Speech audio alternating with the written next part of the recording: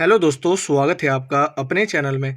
दोस्तों, आज हमारी पॉलिटी की एमसीक्यू सीरीज का 46 पार्ट है। चलिए आज की वीडियो स्टार्ट करते हैं। संविधान के किस अनुच्छेद द्वारा अखिल भारतीय सेवाओं का प्रावधान किया गया है? अनुच्छेद 312। संविधान के किस अनुच्छेद द्वारा लोक सेवाओं को संरक्षण प्रदान किया गया है? अनुच्छेद 311।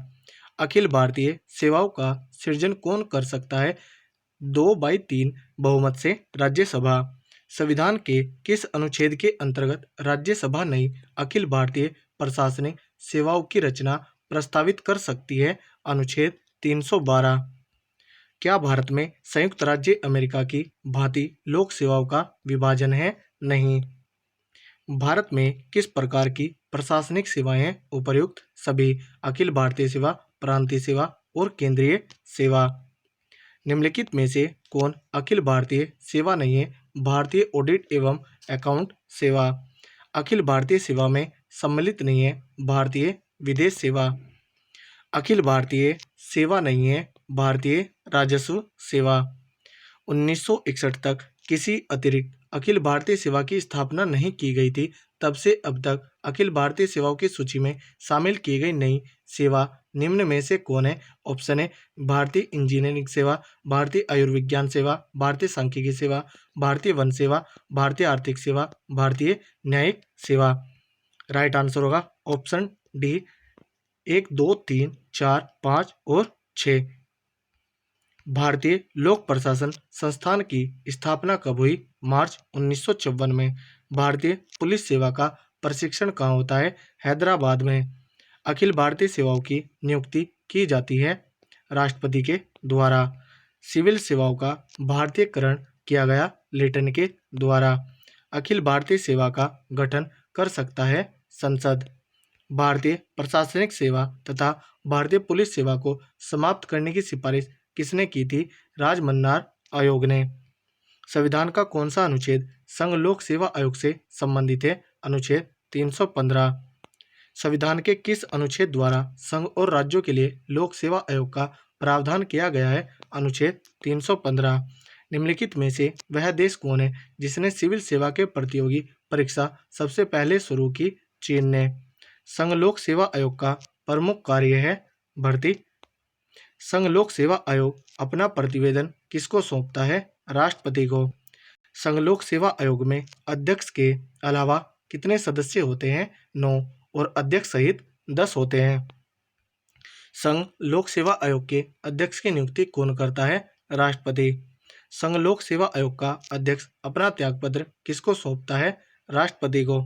संघ लोक सेवा आयोग के अध्यक्ष की पद अवधि कितनी होती है? 6 वर्ष या 65 वर्ष की आयु, जो भी पहले पूर्ण हो। संघ लोक सेवा आयोग के अध्यक्ष को कितना रुपया प्रति माह वेतन मिलता है? 2,50,000। संघ लोक सेवा आयोग के सदस्यों की संख्या को निर्धारित करने की शक्ति किसको प्राप्त है? राष्ट्रपति को। संघ लोक सेवा आयोग के सदस्यों की नियुक्ति कौन करता है? राष्ट्रपति। संघ लोक सेवा आयोग के सदस्य अपना त्यागपत्र किसे सौंपते हैं? राष्ट्रपति को। संघ लोक सेवा आयोग के सदस्य की पद अवधि कितनी होती है? 6 वर्ष या 65 वर्ष की आयु, जो भी पहले पूर्ण हो।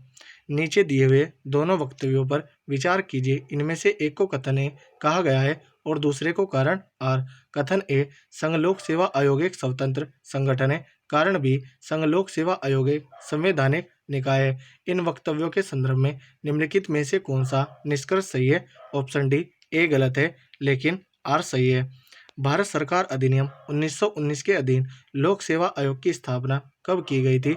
1926 में ली आयोग की सिफारिश पर। 2 या अधिक राज्यों के लिए एक संयुक्त राज्य लोक सेवा आयोग की स्थापना की जा सकती है। ऑप्शन सी ए तथा बी दोनों, यदि संबंधित राज्य इस संबंध में करार करते हैं। संसद विधि द्वारा संयुक्त राज्य लोक सेवा आयोग नियुक्त करता है। 2 या 2 से अधिक राज्यों के लिए गठित संयुक्त राज्य लोक सेवा आयोग के अध्यक्ष तथा सदस्य की नियुक्ति कौन करता है? राष्ट्रपति। भारत में पहली बार लोक सेवा आयोग की स्थापना जिस अधिनियम से हुई वह कौन सा था? Government of India act 1919। Bharat में संघ लोक सेवा आयोग के लिए निम्न में से कौन सही है? इसका राज्य लोक सेवा आयोग से कोई लेना देना नहीं है। निम्नलिखित में से क्या भारत में सिविल सेवाओं की एक विशिष्टता है? तटस्थता एवं निष्पक्षता।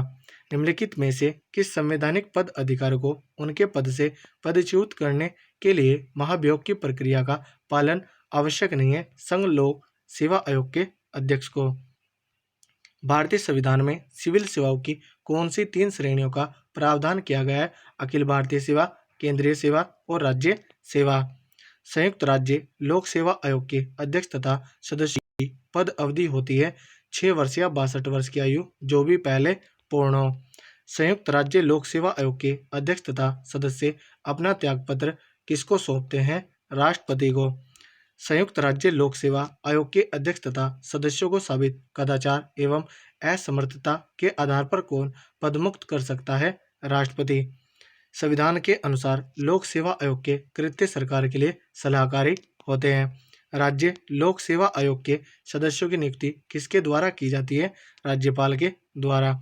राज्य लोक सेवा आयोग के अध्यक्ष की नियुक्ति कौन करता है? राज्यपाल। राज्य लोक सेवा आयोग के अध्यक्ष तथा सदस्य अपना त्यागपत्र किसे देते हैं? राज्यपाल को। राज्य लोक सेवा आयोग का सदस्य सेवानिवृत्त के पश्चात जिस नियोजन के लिए पात्र है वह नियोजन है संघ लोक सेवा आयोग का सदस्य अथवा अध्यक्ष। संविधान के किस संशोधन द्वारा राज्य लोक सेवा आयोग के अध्यक्ष तथा सदस्य की आयु सीमा 60 वर्ष से बढ़ाकर 62 वर्ष कर दी गई? 41वें संशोधन द्वारा। राज्य लोक सेवा आयोग के अध्यक्ष तथा सदस्यों की पद अवधि होती है 6 वर्ष या 62 वर्ष की आयु, जो भी पहले पूर्ण हो। राज्य लोक सेवा आयोग के अध्यक्ष तथा सदस्यों को साबित कदाचार तथा असमर्थता के आधार पर कौन पदमुक्त कर सकता है? राष्ट्रपति। राज्य लोक सेवा आयोग के अध्यक्ष तथा सदस्य को निलंबित करने की शक्ति किसे है? राज्यपाल को। द्वितीय प्रशासनिक सुधार आयोग 2005 किससे संबंधित है? उत्तम शासन के लिए संस्थानिक व्यवस्था में सुधार। द्वितीय प्रशासनिक सुधार आयोग ने किन विषयों पर रिपोर्ट तैयार की? शासन में आधार नीति, स्थानीय शासन, आतंकवाद का सामना करना, भ्रष्टाचार का उन्मूलन। नीचे दिए गए कोड का प्रयोग कर सही उत्तर का चयन कीजिए। ऑप्शन डी राइट आंसर होगा। 1, 2 और 3। भारत में केंद्रीय सतर्कता आयोग की स्थापना निम्नलिखित में से किसकी सिफारिश पर की गई थी? संथानम समिति। निम्नलिखित में से किस एक ने लोकपाल के पद के सृजन की संस्तुति की? प्रशासनिक सुधार आयोग ने। राष्ट्रीय मानव अधिकार आयोग के अध्यक्ष और अन्य सदस्यों की नियुक्ति के लिए सिफारिशें करने वाली समिति का कौन सदस्य नहीं है? राज्यसभा का सभापति। राज्य वित्त आयोग है एक संवैधानिक संस्था। निम्नलिखित में से कौन सा या से संवैधानिक निकाय है? राष्ट्रीय अनुसूचित जनजाति आयोग, राष्ट्रीय महिला आयोग, राष्ट्रीय अल्पसंख्यक आयोग, राष्ट्रीय मानव अधिकार आयोग। नीचे दिए गए कोड का प्रयोग कर सही उत्तर चुनिए। राइट आंसर होगा ऑप्शन ए केवल 1। राष्ट्रीय विकास परिषद की स्थापना कब की गई? 1952 में। राष्ट्रीय मानव अधिकार आयोग की स्थापना कब हुई थी? 1993 में। राष्ट्रीय एकता परिषद का गठन कब किया गया? 1961 में। सबसे प्राचीन काल से आरंभ करते हुए आयोगों के गठन का सही अनुक्रम निम्नलिखित में से कौन सा है? ऑप्शन बी निर्वाचन आयोग, योजना आयोग, वित्त आयोग और निवेश आयोग। पूर्वोत्तर परिषद का पदेन अध्यक्ष इनमें से कौन है? केंद्रीय गृह मंत्री। भारत में पहला परिसीमन आयोग किस वर्ष गठित किया गया था? 1952 में। भारतीय संविधान का कौन सा अनुच्छेद केंद्रीय सतर्कता आयोग का वर्णन करता है? उपर्युक्त में से कोई नहीं। केंद्रीय सूचना आयोग का गठन किस वर्ष किया गया? 2005 ईस्वी में। केंद्रीय सतर्कता आयोग का गठन किस वर्ष किया गया? 1964 में। राष्ट्रीय महिला आयोग का गठन किस वर्ष किया गया? 1992 में। राष्ट्रीय महिला आयोग की प्रथम महिला अध्यक्ष कौन थी? जयंती पटनायक। स्वतंत्र भारत के प्रथम विधि आयोग की स्थापना किस वर्ष हुई थी? 1955 में। निम्नलिखित में से कौन सा आयोग अनुच्छेद 338 से संबंधित है? राष्ट्रीय अनुसूचित जनजाति आयोग।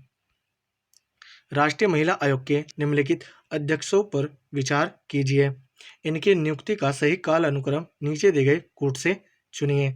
इनमें पहले जयंती पटनायक, डॉक्टर पूर्णिमा आडवाणी, डॉक्टर गिरिजा व्यास, और ममता शर्मा। इसका आंसर होगा 1432। ऑप्शन डी राइट आंसर है। निम्नलिखित में से कौन सही सुमेलित नहीं है? राष्ट्रीय विकास परिषद, इसकी स्थापना 1954 में नहीं होती, इसकी स्थापना 1952 में होती है। जबकि अंतर्राज्य परिषद की 1990 में, केंद्रीय सतर्कता आयोग की 1964 में और राष्ट्रीय मानव अधिकार आयोग की 1993 में। तो दोस्तों, यदि हमारी वीडियो अगर आपको अच्छी लगी हो तो कमेंट करके जरूर बताएं। धन्यवाद।